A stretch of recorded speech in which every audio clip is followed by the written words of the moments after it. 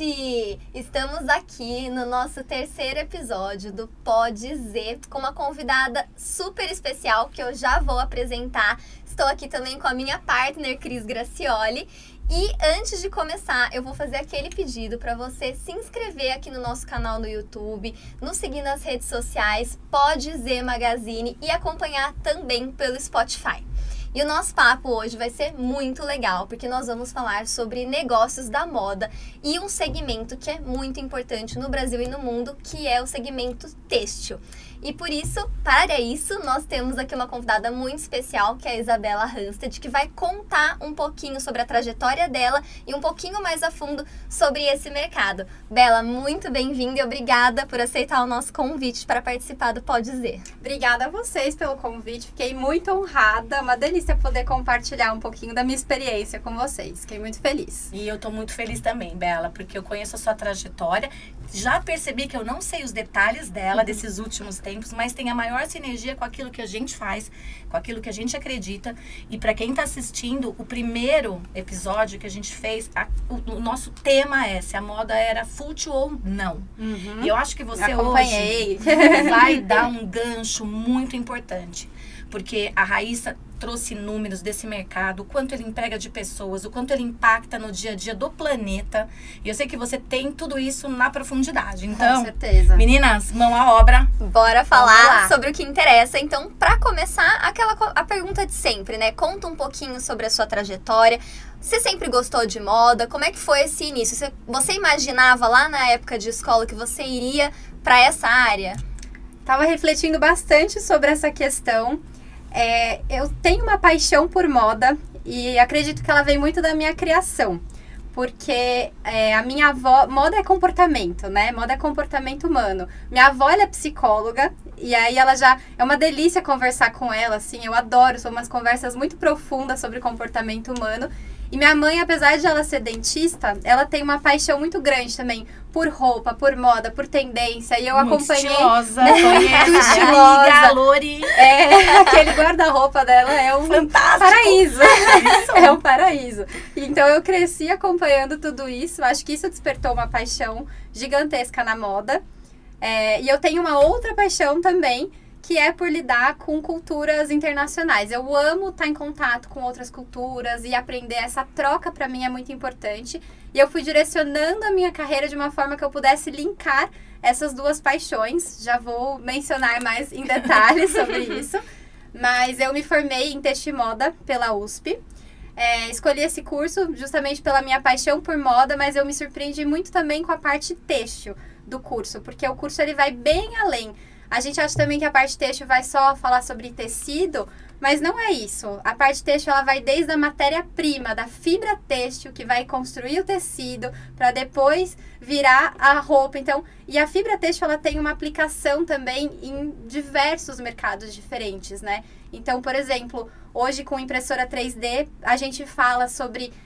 imprimir órgãos para o nosso corpo, para transplante, e a gente busca fibras têxteis que tenham essa capacidade de atender. Fantástico. Exato, então é um mercado muito amplo. Até na minha faculdade eu fiz uma iniciação científica que eu ajudava na parte de curativos bucais, a gente buscava fibra têxteis para curativos bucais, então é uma coisa Legal. completamente diferente. E a tecnologia valiosíssima, Valiosíssima. De novo, a moda como comportamento, cultura, sociedade, saúde, política, tudo, né? Exatamente. Então, me formei em Têxtil e Moda pela USP. Trabalhei um tempo com importação. Voltarei também neste tópico.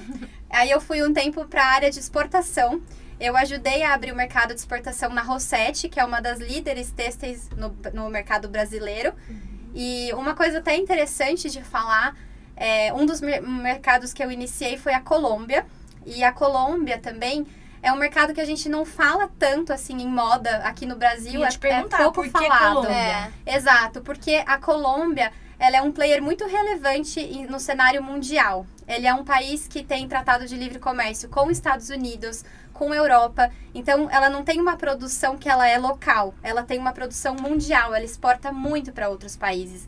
Então, assim... Deve ter facilitadores, né? Tem grandes facilitadores. Na América Latina, a principal feira de moda acontece na Colômbia, anualmente.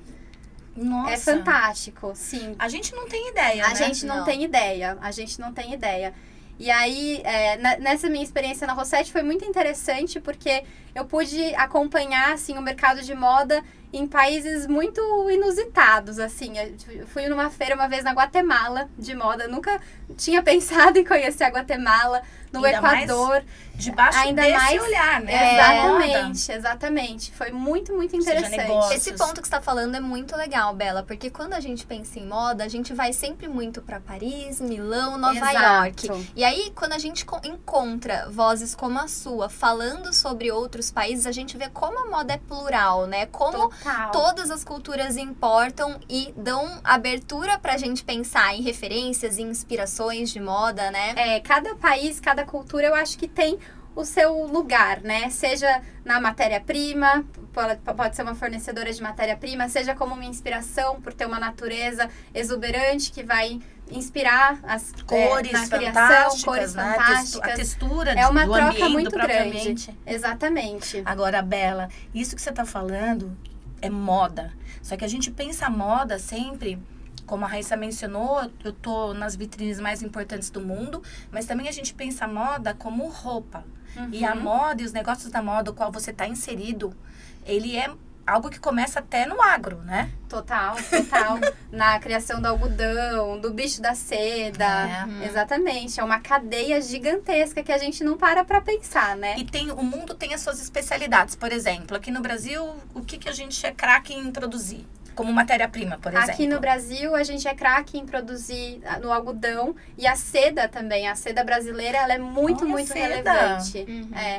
Também, quando eu trabalhei na Rossetti, também tecido de malha, tecido para biquíni, tecido para lingerie. A gente também é super forte, a gente exporta bastante também. Um ápice da minha carreira na Rossetti, na época de exportação também, que eu fiquei muito feliz, foi quando a gente conseguiu vender uma renda para a Etam, que a Etam é uma líder de lingerie na França, que lança as tendências, que dita as tendências, e quando a gente conseguiu vender uma renda brasileira para eles, para mim foi assim uma realização. Não, você imagina. Não, lógico, Uma porque... lingerie em Paris. Exatamente. E detalhe, que a gente se inspirou nas tendências deles para fazer a nossa renda, mas a gente reinterpretou de uma maneira diferente. Então, Tá vendo acho que aquilo isso que é você legal. fala, né? Tem uma andança aí. Tem muita coisa acontecendo, né? E cada um tem uma participação nesse mercado, né? Eu acho isso incrível. Falem mais. Não. Exato. Com certeza. Eu acho que, inclusive, isso é muito legal. Porque quando a gente fala de tendência, que é até um tópico que a gente vai falar mais pra frente com profundidade, mas uma única tendência, ela pode reverberar muitas outras interpretações, né? Inclusive, para qual consumidor ela tá indo. Então, às vezes, a gente pega muita referência da Europa, né? A gente sabe que o que aparece lá vai depois acabar repercutindo aqui também, mas vai ser adaptado. A gente tem um outro clima, né? Nosso estilo de vida é totalmente diferente. Então, as tendências surgem, mas elas precisam desse toque para cada país, para cada cultura, E qual né? que é o Adaptação. caminho? Por onde começa? A gente tá dentro ou tá fora desse cenário? Ou o quanto a gente tá dentro ou o quanto a gente tá fora? Eu sinto que o caminho, assim, quem ainda dita muita tendência no mundo é a Europa. França, Muita Itália, tradição, né? Espanha, são países muito fortes. E eu sinto que, não só no Brasil, mas assim, quando eu trabalhei com exportação, várias marcas de moda muito relevantes na América Latina, até nos Estados Unidos, vão buscar tendência na Europa. Isso é fato. E a gente está muito acostumado com pensar em Fashion Week, mas não é antes disso ainda, porque tem as feiras de tecido. Isso eu acho demais. O Exato, antes disso. o antes disso, porque isso fica nos bastidores, né? Não é tão falado, tão conhecido, mas tem a Premiere Vision, tem a Milano Única, que fica em Paris, em Milão, que são feiras muito importantes, que lançam a tendência dos tecidos antes da moda ainda. Então, por exemplo, por que é importante você estar presente nessa feira? Porque nessa feira vão ter estudos que foram feitos que vão estar lançando as novas tendências e o mundo inteiro está presente lá. O mundo inteiro, não é nem só o Brasil. E assim, não são empresas focadas em roupa, investimento, mas são empresas de tecido. Também vão buscar tendências para os tecidos. Então é para a cadeia toda que faz parte.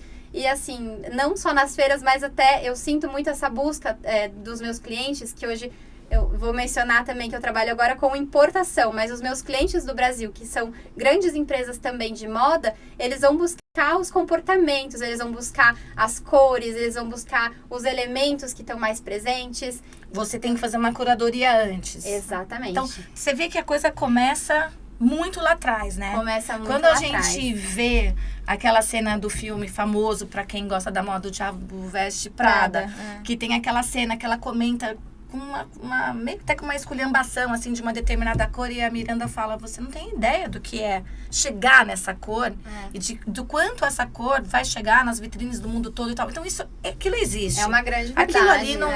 Aquilo é de verdade. É uma mesmo. grande verdade e ainda muito atual. Que coisa, Muito né? atual, sim. Mas eu sinto também hoje, porque a tendência, na verdade, ela é um comportamento recorrente, né? Sim. Assim que eu definiria a tendência. E eu sinto hoje que a tendência, ela vai... As pessoas estão buscando ser mais originais, buscando se expressar mais. Não é aquela coisa muito mais do mesmo. As pessoas querem ser diferentes. A tendência está em ser diferente, em ser original. Em ser você, Em ser né? você. Qual que é a análise disso? Para vocês duas, aliás. Ai, Agora eu deixa acho que tem. vou perguntar para as duas, porque nós temos gerações diferentes. Sim. Né? Então, inclusive foi um papo também que a gente puxou no nosso primeiro episódio, porque quando a gente fala de moda, a gente fala de sociedade, de comportamento. Então, eu acredito que muito essa coisa do ser você tá muito atrelado a esse momento que a gente vive, dessa busca pela liberdade, né? De você poder realmente ser quem você é. E, além de tudo, com a velocidade da internet, do digital, que deixou as coisas realmente muito ágeis, né? Então, a gente tem muita informação, né? Tanto de moda quanto de outros assuntos. E aí, a gente consegue absorver de vários lados. Então, eu acho que isso é refletido no nosso dia a dia, no nosso estilo. Eu lembro que até na parte de consultoria, antes a gente pensava, essa pessoa tem, sei lá, 3 estilos predominantes. Hoje a gente fala de 7, entendeu? Porque porque nós somos pessoas múltiplas, né? Total, Estamos muitas versátil, Mas faces. vocês, o que eu quero colocar a pimenta aqui agora para você pegar o que a Raíssa falou. O jovem, ele sempre, em todas as épocas recentes, sei lá, do século XX para cá, ele tem essa vontade de renovar, de não ser igual, de achar o seu lugar sendo diferente, etc. Eu vejo hoje que os jovens, eles estão vindo com toda essa vontade, esse desejo, mas estão atrelando a moda ao conforto também, eles não abrem mão. Também. Eles gostam, uns são viciados em tendências, outros nem tanto e outros zero. E todo mundo, você não considera aquele que não tá numa tendência como se ele fosse uma pessoa que não estivesse bem. Antes você considerava. Isso. Hoje não. Isso eu acho que é uma baita conquista. Eu acho que se a gente olhar com olhos positivos, você enxerga assim também? Total, total. Onde ficou muito evidente pra mim foi naquele seriado Next in Fashion. Porque Olha a dica. ele mostra, fica a dica total, porque ele mostra exatamente isso.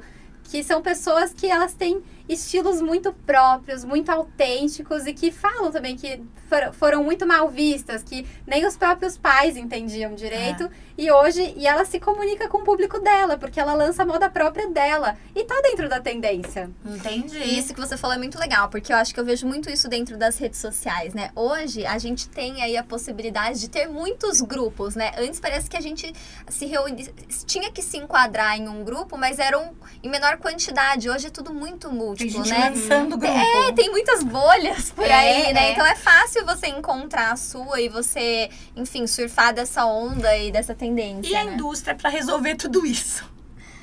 Olha, Fast fashion. exatamente. Eu acho que a indústria, para resolver tudo isso, fast fashion, por isso que a China é um grande player ainda, porque a China, ela é muito rápida. Ela tem uma velocidade que é difícil de comparar. Imbatível. Imbatível, exatamente. Sem entrar no detalhe do imbatível. Além da mão de obra também, que é barata e que isso é um diferencial, ela tem uma velocidade muito, muito rápida para atender esse fast fashion, né?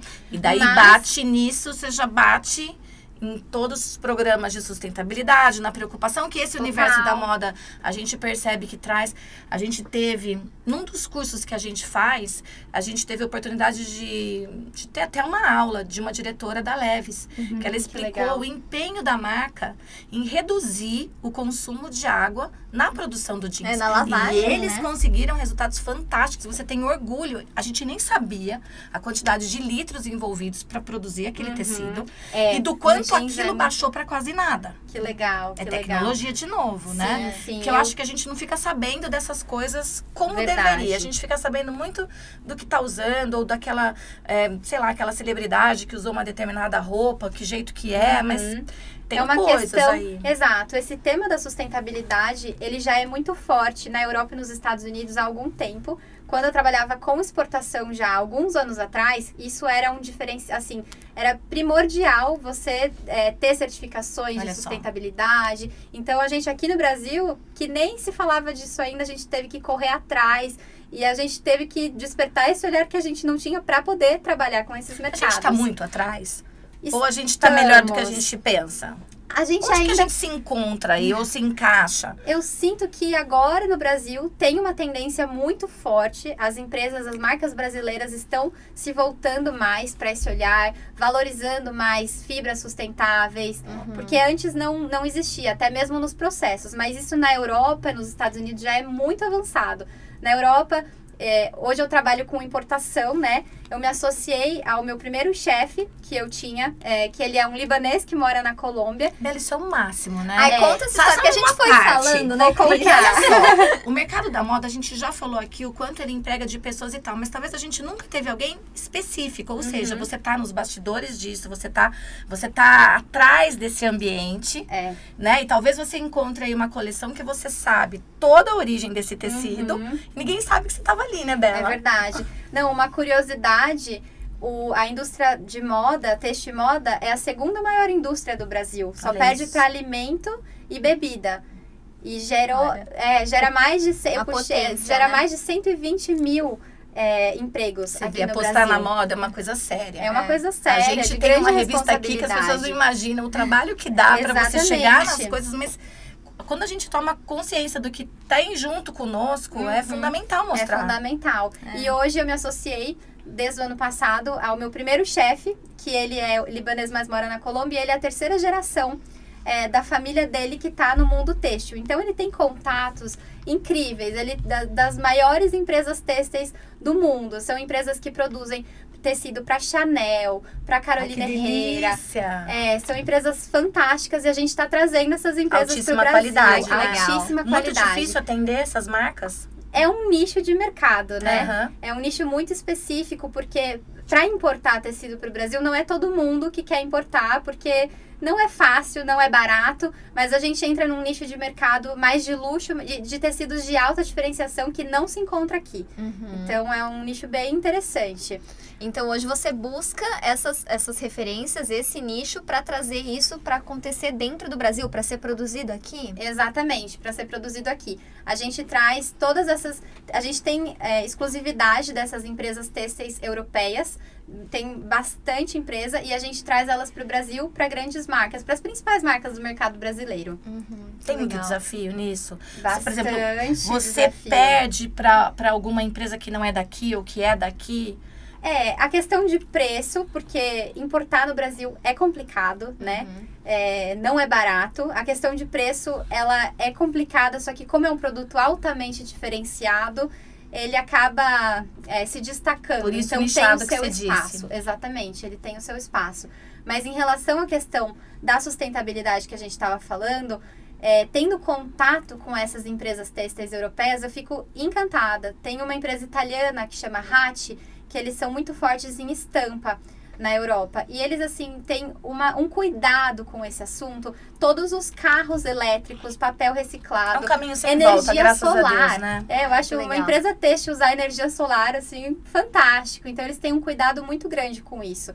No Brasil, ainda não é assim, mas eu sinto que tá cada vez mais Mas forte. eu acho sim, que são esse novas tema. regulamentações chegando, mais conscientização. Exato. É um caminho mesmo, mas eu acho que a gente entrou, como se fosse uma estrada, a gente entrou Entrou. nela, né? Entrou. E assim, eu acho que as tecnologias, é isso que você comentou, né, Cris? A sustentabilidade, ela tá muito atrelada, inclusive, a essas novas tecnologias e ao consumidor se enxergar e consumir aquilo. E ainda é um Cobrar alto custo, isso. né? Sim, E é um custo alto ainda, né? Então, assim, pra você escolher, ainda, querendo ou não, o poder ali da decisão Poder da optar. compra, ainda pesa no bolso, né? Completamente. Então, eu acho que isso também é um tópico que a gente vai falar de sustentabilidade, mas sabe... Informar, Raíssa, que esse, por exemplo, quando a gente...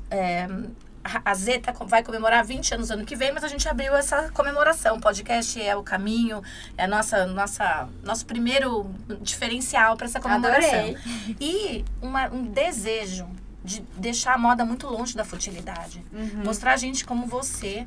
Olha a tua formação, olha os caminhos que você anda. Sim. Você está conectada com o mundo, né? Então, você conseguiu entender aí onde o seu talento e o seu preparo e a sua formação contribuem. Mas para as nossas páginas, que antes a gente tinha que ficar correndo atrás do desfile mais recente, e era interminável, porque antes era outono, inverno, agora começou a ser um atrás do outro. Sim. A gente percebeu que o leitor, o seguidor, agora eu espero que o espectador, ele queira saber o que está acontecendo. É verdade. A Raíssa trouxe. Você fez um trabalho, aquele de... que era? Da pós? Do coco. É. Poxa, a gente colocou dentro da revista. Eu quero até que você fale Sim. dela. Todo mundo curte. Sim. Então, a gente às vezes acha que a pessoa vai querer olhar só o que tá na vida. Não é. Verdade. Quem gosta de moda, entende tudo. É um assunto Quem amplo. gosta só da moda pra vestir e fazer sucesso, não. Eu acho que não. Exatamente, Pode também, Não, deve. e muitas comprem, vezes eu mas falo, né, que eu sou não é formada isso. em moda, acham que eu sou estilista. E eu não tenho nada de estilista, nem sei desenhar direito, gente. Na época de faculdade, quando eu tinha que criar coleção, não conseguia executar os desenhos. Eu sempre que pedia engraçado, pro meu irmão mais novo, que desenha super bem, falava, ai, preciso criar uma coleção, mas não consigo, me ajuda. Ele desenhava pra mim. Ah lá. Mas assim, mesmo quem não tem essa facilidade também com desenho, a moda é muito Mas mais essa ampla informação, do que isso. ela é importante chegar. É. É Olha, importante. não Porque eu é? até tenho curiosidade de saber, Bela, como que é hoje o seu dia a dia, então, no trabalho? Como que chega uma demanda pra você, por exemplo? O que você tem que fazer? Conta um pouco do seu dia a dia, que eu acho que é curioso. Claro. Porque, assim, as pessoas que pensam em moda, elas normalmente pensam nisso, né? Poxa, eu vou ser um estilista. Mas tem muito além disso. A própria comunicação de moda, que é o que a gente faz aqui, também é um nicho. E eu queria que você contasse do seu dia a dia dentro do seu trabalho, sabe? Sim, com certeza. Meu dia a dia é meio maluco, que a gente tem que se desdobrar e fazer um pouco de tudo, mas eu adoro. Mas é justamente fazendo essa conexão. Então, a gente trabalha com empresas têxteis, né, da Europa, exclusivas, trazendo essas empresas para o Brasil. Então, primeiro a gente faz um estudo de quais são as marcas potenciais, quais marcas estão surgindo aqui no Brasil, que tem o perfil, o potencial para Do trabalhar. seu portfólio. Exatamente. E aí, um trabalho comercial também com essas marcas. E para isso eu preciso estar super atenta às tendências, ao que está surgindo na Europa. Então, para poder trazer isso e apresentar isso para os clientes que a gente quer trabalhar, né? Para ajudar de uma forma diferenciada E qual que é também. o tempo? Porque a gente vê uma coleção pronta. Se a gente fizer um cronograma regresso, como é que começa tudo? Por exemplo, que tecido que vem, que estampa que vem, de onde vem a estampa que você está usando hoje, como que cria isso? Por que esses estilistas chegam naqueles resultados? Né? Porque a conexão entre o mercado que você pertence, eles é a base para tudo. Não adianta certeza. viajar e não ter... Eu sinto assim, Cris, existem marcas também que trabalham com tempos mais curtos, tá? Existem marcas que lançam coleções mensais e que é tudo muito, muito, muito rápido, mas justamente por os nossos tecidos não estarem aqui no Brasil, a gente não consegue atender muito em tempos essas marcas, assim, e essas marcas são bem também de fast fashion, mas a gente acaba trabalhando com marcas bem grandes aqui no Brasil, que elas têm um tempo mais ou menos de 1 ano de desenvolvimento antes de lançar, que é feita uma pesquisa, que é assim, de tecidos, de tendência, e aí vai ser desenvolvido estampa, e aí vai testar isso primeiro. Então tem um tempo maior. Processo, né? Exato, tem um tempo maior. Mas varia muito também de marca para marca, sabe? Legal. E essa parte de tendência, então, beleza, tem o seu dia a dia, as demandas, né? Mas quando a gente pensa em tendência, às vezes a gente olha, assim, aquilo acontecendo na passarela e logo reflete nas vitrines, por exemplo. Isso até tinha um tempo a mais, que hoje a gente vê que é muito veloz, né? O tempo da tendência sair do desfile, que vem de uma forma mais conceitual e depois ela surge na vitrine. Mas antes disso, tem um período muito longo de estudo, né? Para aquilo estar na vitrine, quando vocês estão trabalhando essa tendência? Seu praticamente vai estar o ano que vem? Praticamente de 6 meses a 1 ano antes. É muito longo, porque primeiro a gente manda o tecido, por exemplo, para fazer os testes, para ver como que ele se comporta, para ver se ele funciona para alguma determinada peça. Depois que ele passa no teste, faz uma coleção cápsula. Até ele ir para a vitrine, ele demora bastante tempo. Não é uma coisa rápida. A gente imagina tudo tão rápido, não, né? E é muito interessante pensar em tudo que está por trás disso também, né? Assim, a gente fala que nem do algodão, do cultivo do algodão, do cultivo da seda, mas até mesmo de partes sintéticas, por exemplo. Eu fiquei impressionada na época que eu trabalhava na Rossetti, que eu tive a oportunidade de ir na fábrica da Lycra. E a tecnologia, você pensa, Lycra é um fiozinho, né? Mas a tecnologia que está por trás. Mas é uma empresa muito elogiada também no setor. A gente, em eventos de moda que a gente participa, em talks, esse nome vem. Sim, né? É verdade. É um nome muito forte. Eles têm cases ali interessantíssimos. É uma grande referência. Eu acho também. É uma grande referência. Você tá falando, outros já falaram pra gente, a gente já trouxe isso pra revista também. Sim, com certeza. Não, eu fiquei impressionada. Nunca vou me esquecer. Uma fábrica, assim, altamente tecnológica, sabe? Pra fazer um fiozinho, tem que ter uma perfeição, porque se aquele fio apresenta qualquer defeito, qualquer problema, ele vai interferir na roupa, ele vai interferir no tecido. Né? Então, é uma perfeição, é incrível, assim. Quantas pessoas trabalham? Eu fico pensando, será que aquele agricultor que tá ali cuidando do algodão tem ideia, né? O tamanho da cadeia, né? Tudo, De lá da produção até chegar na vitrine, são muitas mãos que passam. São muitas mãos que passam. Eu acho isso muito interessante. E o que eu acho legal também que você estava falando, né? Cada tecido, ele tem ali sua característica. E eu já ouvi de muitas pessoas assim, nossa, mas como o biquíni, que é uma peça tão pequena, o lingerie, que é uma peça tão pequena, custa às vezes mais caro do que uma calça, né? Por que isso acontece? Você sabe dizer? Porque eu entendo que são tecnologias diferentes. Claro, são tecnologias diferentes. Para você produzir, por exemplo, um biquíni ou até uma lingerie, normalmente você trabalha com uma máquina que é uma máquina alemã. É uma máquina caríssima, que existem poucas dela no mundo. Então, tem uma tecnologia por trás daquele tecido também, que vai ser elástico. Porque ele tem que esticar, mas ele tem que voltar. Tem a tecnologia para ele ser resistente ao cloro, para ele ser resistente ao sol. Ao sal, exatamente. São muitas tecnologias por trás. Né? E olha, sem contar a modelagem da lingerie também. Eu não sei muito no detalhe, mas falam que a modelagem da lingerie é algo super complexo. Mas todos esses detalhes, esses tópicos aí, que ele tem que ser resistente, a gente não para pra pensar muito no uso das coisas, né? Mas quanto se usa um biquíni? Então. A gente que ama uma praia, a gente sabe, né? O quanto a gente coloca aquele tecido num ambiente difícil. Sim, exatamente. É sol, é mar ou cloro. Nunca você tá colocando ele num olhinho, assim, perfumado, algo que melhore as fibras, nada. É sempre... Ou protetor solar, ou óleo. São vários produtos que tem tudo pra danificar um tecido, né? Exatamente. Só que ele tem uma tecnologia por trás disso pra ser super resistente Cada vez durável. mais tecnologia pra tudo, né? Pra tudo. E aí voltando agora pro tópico tendência. Então, como que é feita essa análise das tendências, né?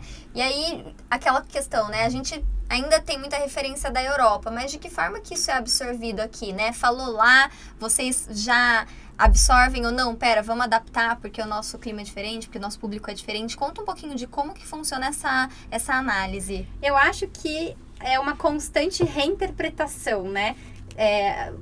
Os estilistas, eles vão fazer essa pesquisa de tendência, até as empresas têxteis vão fazer essa pesquisa de tendência, na Europa principalmente, mas eles reinterpretam para adaptar para cada clima, para cada país, para cada cultura, também tem muita diferença, né? E eu acho que, assim, existe uma troca também que é muito interessante, porque não é só eles que servem de inspiração pra gente, de tendência, mas eu tenho certeza que eles que criam também muitas tendências, eles se inspiram também no Brasil, eles se inspiram na América Latina, nas nossas cores, no nosso clima, na nossa cultura, nos nossos animais. Isso, exatamente. É verdade. Na luz. A gente tem um papel também muito interessante nisso tudo, né? Com certeza. E eu acho que isso é uma coisa legal de falar, porque a gente pensa nesse momento que a gente está vivendo e agora nas possibilidades que isso gera, né? De, poxa, olha a visibilidade que o Brasil pode ganhar também com isso. Não só o Brasil, outros países, né? Então, assim, tá tudo muito globalizado e existe muita troca. Então, é possível. A gente não precisa pensar naquela dinâmica que a gente que vem lá da origem da moda, de a tendência sempre vem de cima para baixo, né? Sim. Essa coisa hierárquica. A gente pode pensar que elas surgem, como surge a moda de rua, por exemplo, que acaba influenciando também até a alta costura, né? Então, acho que essa movimentação é muito legal, né, de se pensar. Sim, essa movimentação é muito legal. Até o exemplo que eu dei, né, da Etan. Nossa, a Etan que dita tendência em lingerie na França, comprando uma renda do Brasil. E você que fez esse negócio. E eu que fiz esse negócio. Dela, eu me orgulho muito disso. Parabéns, porque a gente sabe, se você acabou levando algo daqui pra lá, no mercado exigente. Completamente.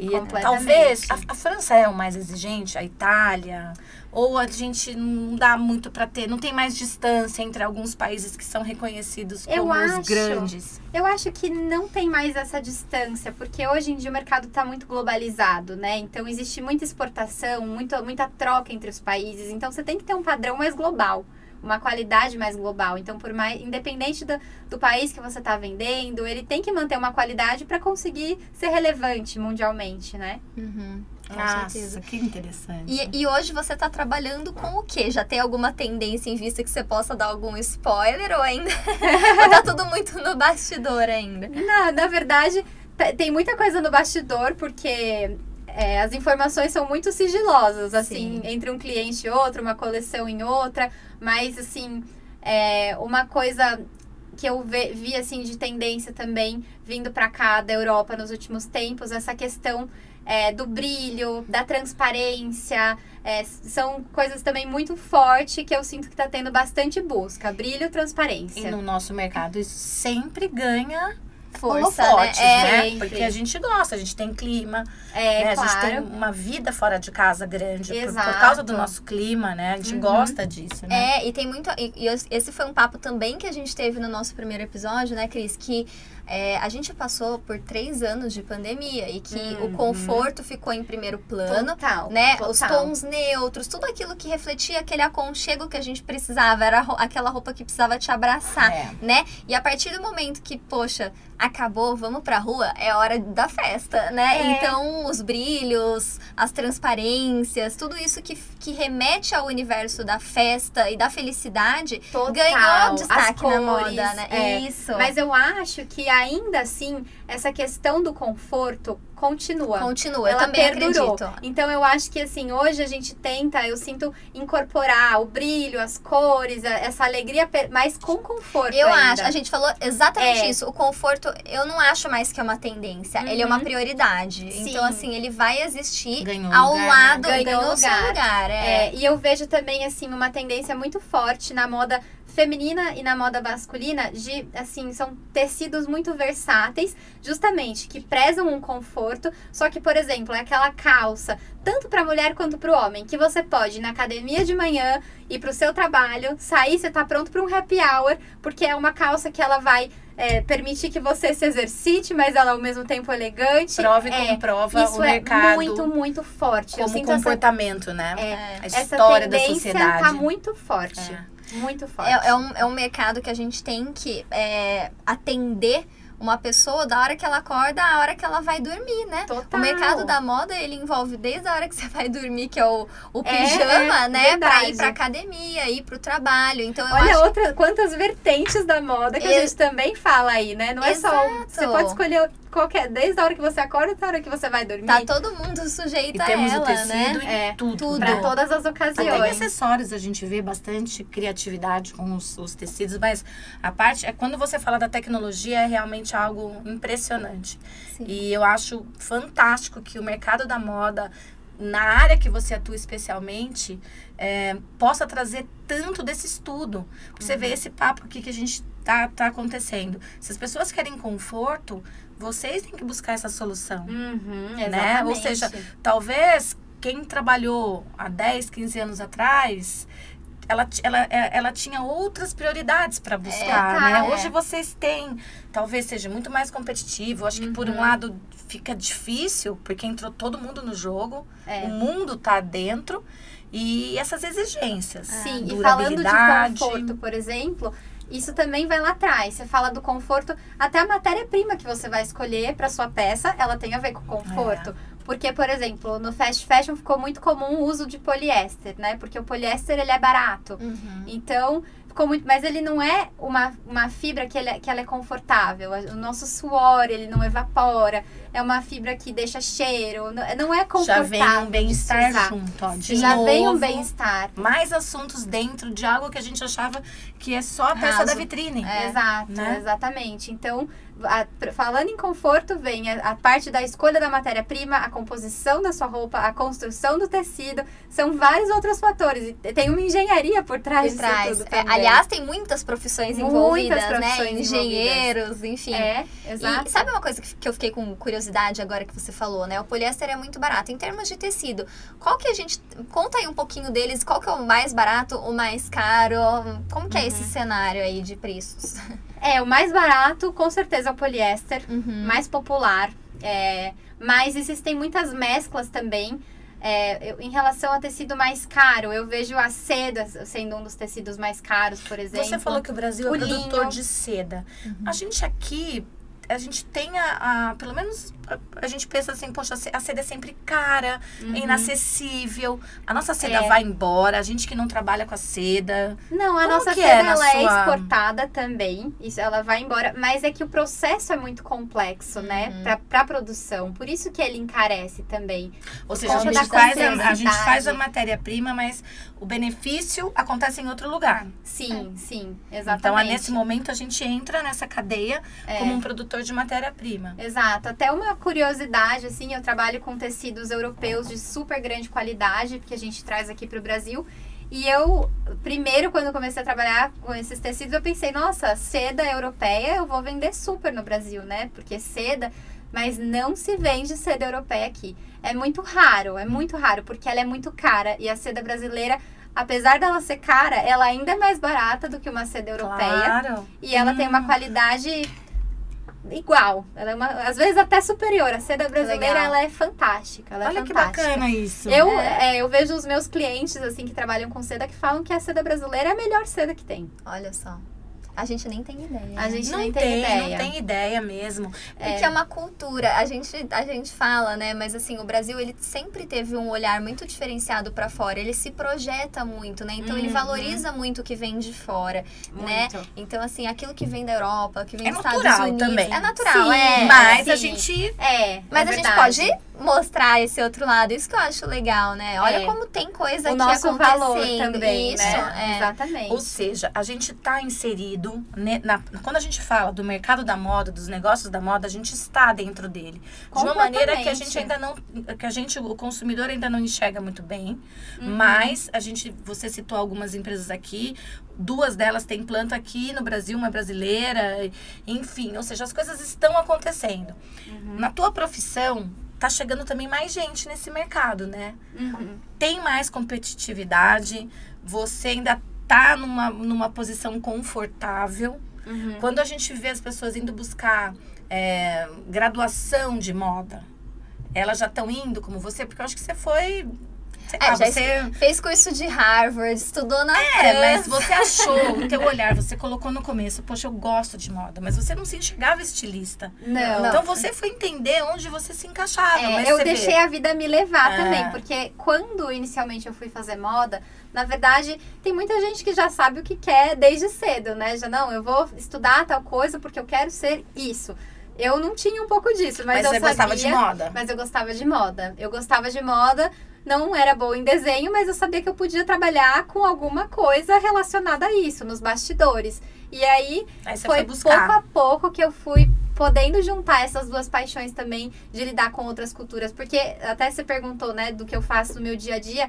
Além dessa parte comercial, é o dia inteiro conversando com as empresas europeias, o dia inteiro, para entender o que está acontecendo, para entender sobre as construções dos tecidos, para entender sobre como é que está a produção, para entender como é que é a tendência. É uma troca muito grande. E eu amo hoje poder receber essa informação e transmitir aqui, né? Até o meu noivo, ele brinca, ele falou assim, você não é a mulher que faz a moda, você é a mulher que traz a moda. Traz e leva, né? Antes levava, né?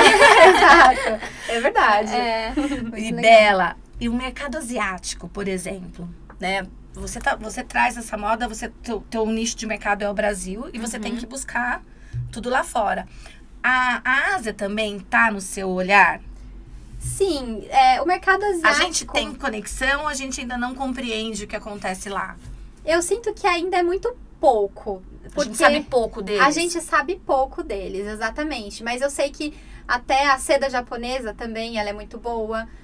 Mas eu sei que ouço falar alguma coisa, mas não conheço muito no detalhe. Mas existem grandes marcas. A gente tem essa concepção de China, mas existem grandes marcas de moda também fantásticas chinesas. Grandes marcas japonesas. Que eu já vi alguma coisa no detalhe, mas eu não sei dizer. Mas é muito forte, sim. E a América do Sul presente como matéria-prima. América do Sul presente como matéria-prima, mas a Colômbia matéria-prima de fibra e de tecido também. A Peru também, por exemplo, o algodão peruano vendido no mundo inteiro é muito, muito, muito forte. Mas a Colômbia também, ela é uma grande produtora de tecido e de peças de moda. Então, além da Colômbia, quais hoje são os países que você mais aí tem esse relacionamento, faz esse fluxo? Colômbia, México, Equador, Argentina, Estados Unidos, diria que esses. Legal. E a Europa também, né? Sim, e a Europa também. Bela. Agora, o que eu vejo também é assim, a gente conversou sobre essa cadeia, que é uma parte importante, que a gente não enxerga os detalhes dela. E ela começa muito antes. Ela também está preocupada. Por exemplo, essa parte de sustentabilidade, você também tem que fazer um exercício para esse tecido ele ser entregue com essa tecnologia embargada. Como que como que a tua empresa, ou como que esse mercado, a tua parte de pesquisa aqui, certo? Por exemplo, você já tem uma venda entregue, mas você tem que buscar o que está acontecendo agora aqui, providenciar isso para entregar de novo, para ser interessante de novo. Vocês têm que ter muita novidade toda hora. Sim, por onde entra a novidade? Junto com a Bela do negócio de moda, tem que ter aquele outro cara criativo. Quem é esse time que vai lá descobrir o que a gente precisa transformar em que tecido que a gente tem que construir, entendeu? Mas eu acho que é uma grande troca, assim, de informação também, né? Porque eu busco muita informação fora com os meus fornecedores que eu trabalho, mas até os clientes que eu trabalho também trocam muita informação comigo e entre si. Então, eu acho que é uma grande troca, assim, geral, né? Uma grande troca e uma grande reinterpretação de você. Você tem alguma coisa que você olha e você fala assim, poxa, isso aqui as pessoas precisam saber, ou sei lá, esse mercado ele pode evoluir para tal lugar, ou por exemplo, quando você fala na importação, exportação, e a gente vê que a Colômbia ela tem talvez mais expressão até do Brasil, são incentivos, ou as coisas acontecem aqui, porque o Brasil é um país tão grande, eu acho que os nossos números, eles são sempre superlativos. Sim. Né? A gente bate recordes aí também? Sim, o que acontece no Brasil, que eu sinto, é que o Brasil é um país muito protecionista também, né, em relação ao comércio exterior. E eu sinto que tem muita dificuldade, assim, tanto é que tem grandes empresas de moda, por exemplo, que elas estão presentes no mundo e elas não estão presentes no Brasil. Por exemplo, a H&M. A gente não tem loja da H&M aqui. Então, assim, eu ouço falar muito dessa grande dificuldade no Brasil. Não só dessas marcas, mas eu também fiz muitos contatos também de pessoas, de empresas de tecidos que tentam vender aqui no Brasil e elas sentem uma dificuldade bem grande também. Ou seja, temos uma jornada. Temos uma jornada. Eu acho que, no meu caso, como ele é muito nichado e ele é um produto diferenciado, funciona bem. nesse sentido. Mas o Brasil, ele é um país muito protecionista, assim. E eu queria aproveitar, então, o nosso tempo, até porque a gente não entrou no tópico a fundo de sustentabilidade, eu queria que você contasse um pouco quais são as alternativas. Eu tenho também um pouco dessa bagagem na área dos resíduos. Quero que você também compartilhe. Eu compartilho sim, com certeza. Mas assim, o que você vê que hoje tem sido uma busca maior, né? Quais são esses tecidos? Bom, eu vejo uma busca por tecidos de composições naturais, assim, muito grande, né? As pessoas estão muito preocupadas, não querem usar poliéster justamente pela questão da sustentabilidade. Tem uma busca mais por tecidos naturais, algodão, mas também até o poliéster, agora que está se fazendo poliéster reciclado, isso para poder ser mais usado também. Aí vem a melhoria, Aí vem a melhoria, exato. Nas composições e nos processos também, né? Como você falou, acho que foi da Leves, Nossa, da água. impressionante. Eu vi também, tem um grupo no Sul, a Malve, que eles também fizeram uma campanha também, que eles usam um copo de água para lavagem do jeans. Para lavagem do jeans, exato. E você sabe, me chama aqui a memória. Eram litros e litros e litros. Exatamente. A gente levou um susto quando a gente viu ela contando. Isso era um desafio deles, porque a história da Leves é linda. E a gente teve essa imersão ali que foi inesquecível, junto com o pessoal do curso de moda que a gente faz. Às vezes, aproveitando a oportunidade, a gente tem 6 cursos muito interessantes e tem uma grade nova para divulgar, mas foi incrível.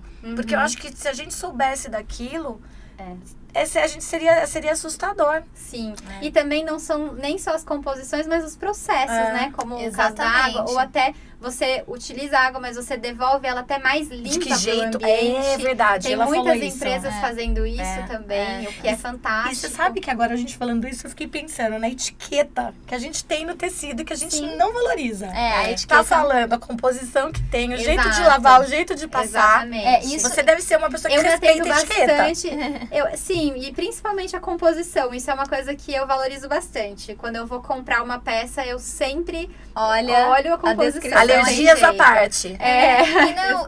Isso é um tópico muito legal também, porque quando a gente estuda a parte de sustentabilidade, começa com esses pequenos hábitos. Você se torna um pouquinho mais consciente, um pouquinho mais sustentável só de ler a etiqueta da sua roupa. Porque você vai fazer essa roupa durar mais. Você vai lavar ela corretamente, vai passar ela corretamente. Isso vai deixar a sua peça com uma vida mais longa, ou seja, a gente vai ter menos descarte, né? E você vai conseguir, de fato, dar uma vida útil duradoura para essa peça. Com certeza, com certeza. Detalhe. E além de tudo isso também, uma outra questão pra gente se atentar, né?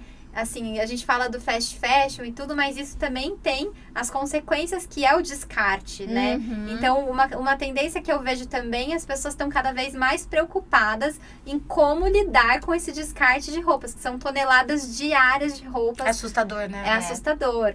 Eu fui no Fashion Week em São Paulo. E aí chegava lá, tinha uma montanha de roupas descartadas para chamar a sua atenção sobre esse tema. Então, assim, é algo que a gente precisa ter um olhar com carinho e pensar em algumas alternativas, e deve ser uma preocupação também na sua indústria, porque, poxa, se você vai produzir mais, não adianta ficar só produzindo e a gente falando de mundo, de planeta, sem se preocupar, né, com tudo isso. Exatamente. Eu vejo muitas marcas surgindo também, é uma tendência de upcycling, para reaproveitar essas peças que são descartadas e vindo com alternativas fantásticas, maravilhosas. Os tecidos à base de alimentos é uma dessas alternativas, né? É claro que a gente sabe que a tecnologia, ela, de novo, né, pega na tecnologia porque é uma coisa ainda pouco acessível, né? Mas nessa pós-graduação que eu fiz, o meu TCC foi sobre isso, sobre tecidos feitos a partir de resíduos de fruta. Então, por exemplo, tem a Orange Fiber, que foi uma iniciativa de 2 italianas que moram na região da Sicília. Uau! A região da Sicília tem muito dos cítricos, né? Sim, então, sim. Elas eram de formações diferentes, as duas mulheres, e aí elas tiveram a ideia de justamente pegar algo que fosse presente lá, que eram as laranjas, e aí a partir da casca da laranja, elas retiravam as fibras para fazer o tecido.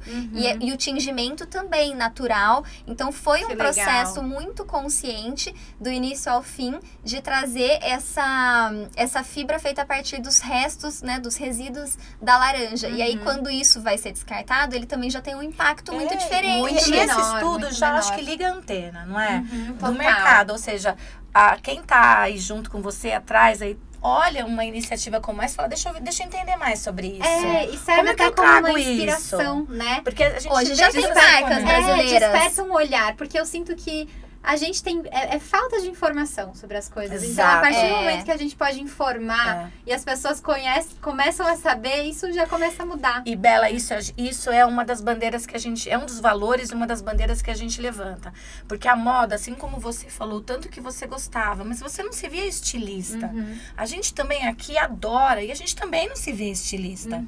Mas aí você tem alguém que se vê jornalista, que se vê empresário e que... Poxa, olha a moda aí. Tudo que você leva para uma revista, hoje, para quem gosta do assunto, tudo é bem-vindo, porque o conhecimento é o que transforma. É o que transforma. Né? Então, a gente tem essa ponte. O podcast é mais um ambiente para a gente falar sobre isso, óbvio. Mas olhar a moda sob esse ângulo, sabe? De gente que está pensando no planeta e criando coisas incríveis. Ou seja, continuamos envolvidas no quanto um closet bonito aos nossos olhos nos fortalece. A gente sabe a diferença de você estar bem arrumada ou estar apropriada para aquilo que na sua cabeça é o que você vai fazer. Tem força isso. Exatamente.